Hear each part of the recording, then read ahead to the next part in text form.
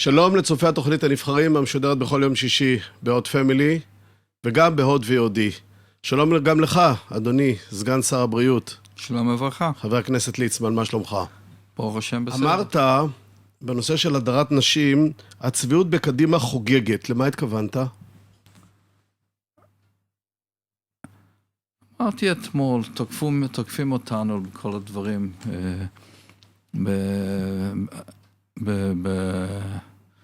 מה שקורה הדרת נשים, אני לא יודע בדיוק מה זה. אני יודע דבר אחד, אני אתן לך למשל. לפני כמה שבועות, שבועיים, אז אני שומע בכל ישראל רעש גדול. מה קרה? זהבה גלאון, חברת הכנסת, אימו אליה, והיא קיבלה מפתח, ולא לשאול, אל תשאל מה שאמרו, רק זה, מאיימים עליה, אני יכול לגלות לך שאני 4 חודשים יש לי מפתח, שהוא 24 שעות, עומד על יד הבית שלי, מלווה אותי כל יום. אני סגן שר, לא זכאי למבטחה. אז למה יש? כי גם מאוים, השב"כ החליט שאני צריך, אבל לא הלכתי לכלי התקשורת לגלות שיש לי, שאני מאוים ומפחד ומאיימים ומוחה, לא עשיתי כלום. אז זה ההבדל כל הדברים. אני חושב שבלי להיכנס לכל הדברים, אני לא רוצה להתראיין ולא אתראיין על זה ולא אגיב על זה. הסיבות שלי אצלי, אבל אני חושב שאנשים יבינו שפשוט... אבל אתה נפגשת עם ראש הממשלה ואמרת שיש הסתה נגד החרדים.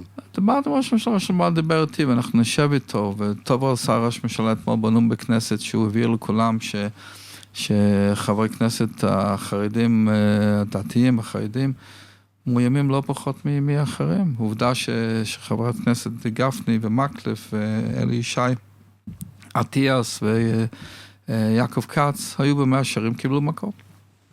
תגיד, איך המערכת שלכם, מערכת היחסים שלכם עם הליכוד ועם ראש הממשלה, טובה? טובה. אתה יודע, כי שמעתי את חבר הכנסת משה גפני שאמר לנתניהו כי הברית ההיסטורית בין החרדים לבין הליכוד עשויה להסתיים בקרוב. למה הוא התכוון? אני מניח שאתה מראיין את גפני מדי פעם, ואם לא, אני אציע לך לעשות את זה.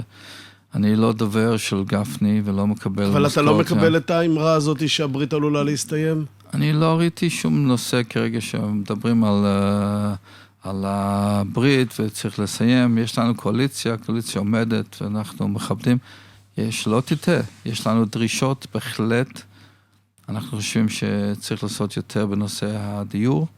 ומה שאנחנו אומרים בחדר סגור לראש ממשלה, מדברים איתו ואומרים... אני מוכרח להחמיא לך, אבל על נושא של סל הבריאות. אתה כל הזמן מופתע ממני, אבל אני יכול לומר לך שאני באופן טבעי, יש כמו לכל אדם במדינת ישראל עניין במה שקורה בנושא הבריאות, והכנסתם עוד הרבה מאוד תרופות לסל הבריאות, אבל זה עדיין טיפה בים. אתה מרוצה ממה שקורה?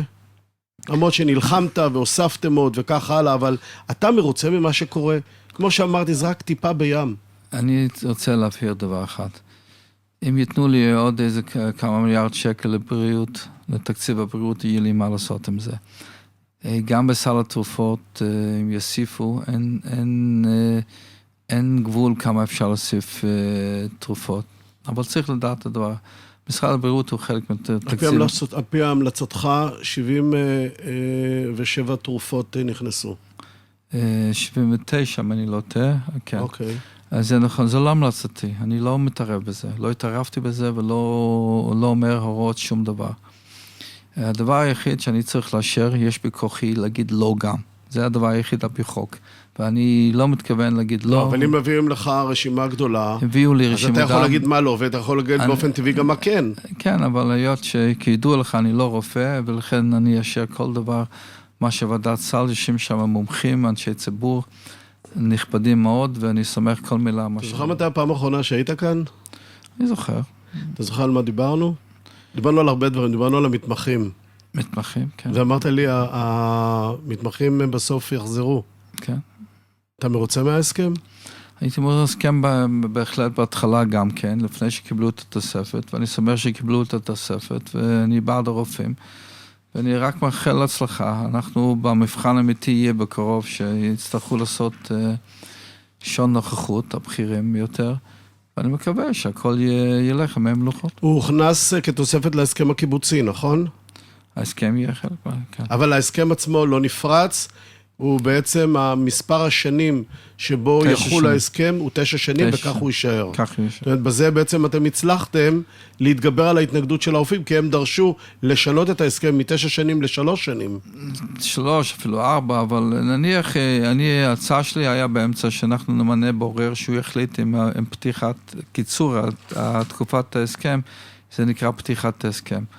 אבל לא משנה, בית משפט התערב כאן, הוא אמר את דברו, ואנחנו סומכים על בית משפט.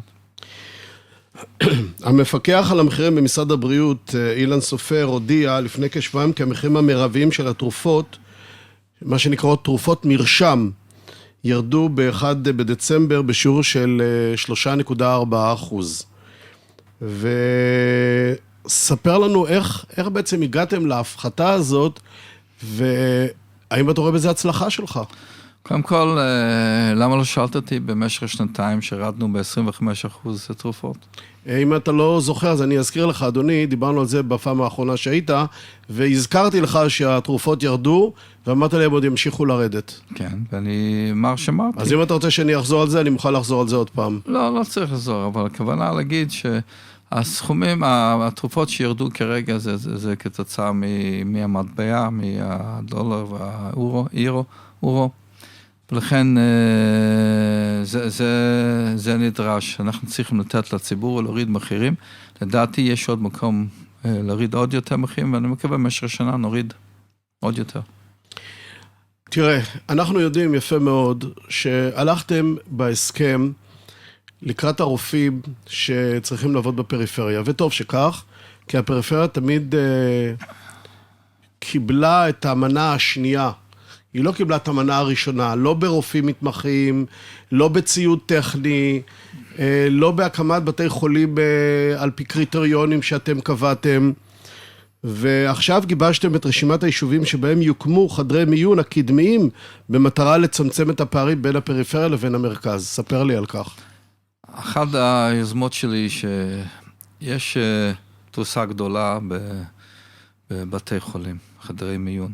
עכשיו, חלק מהמקומות, אנשים שבאים לחדר מיון, לא כל אחד באמת צריך טיפול בחדר מיון דחוף.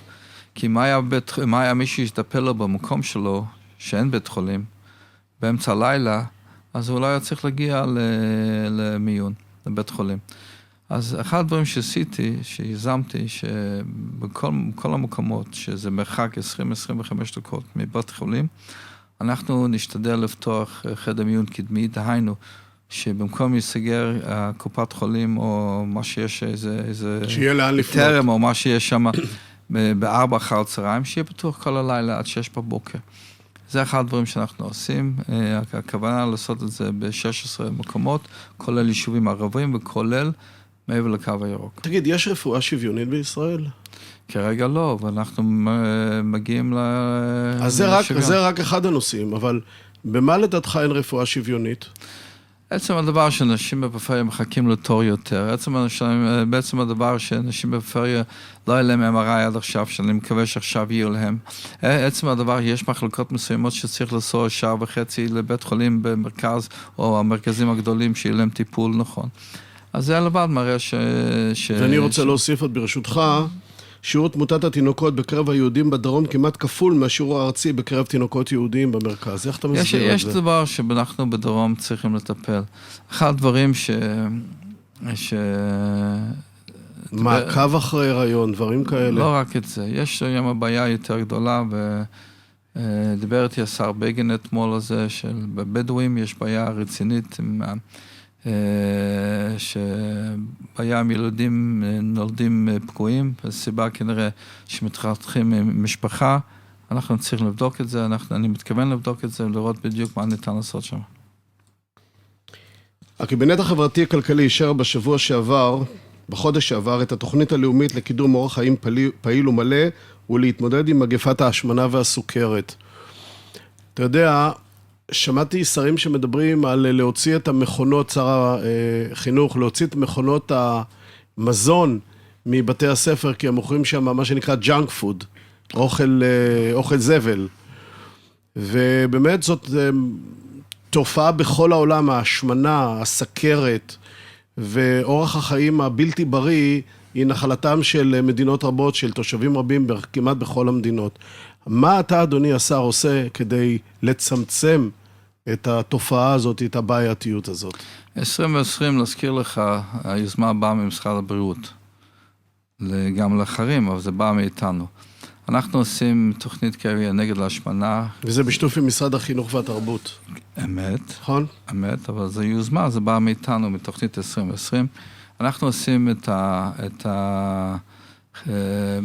מתלבשים, מתחילים עם הנושא של חינוך, לחנך, לא לאכול דברים משמינים, ומה שהזכרת, ג'אנק פוד, אנחנו לא ניתן למכונות סוכריות, לא עוד ממתקים, כמה שניתן להרחיק.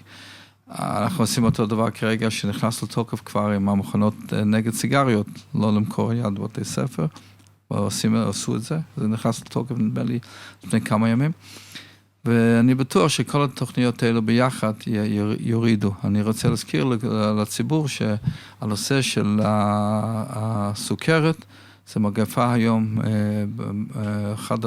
נדמה לי הדבר הכי גדול שיש בארץ היום, בהחלט צריך לטפל בזה ברצינות ולהוריד את זה. זמננו תם, סגן שר הבריאות, הרב ליצמן, תודה רבה שהגעת לכאן. שבת שלום. שבת שלום גם לכם, צופי התוכנית הנבחרים, בהוט VOD ובהוט פמילי בכל יום שישי ב-3:30. תודה רבה.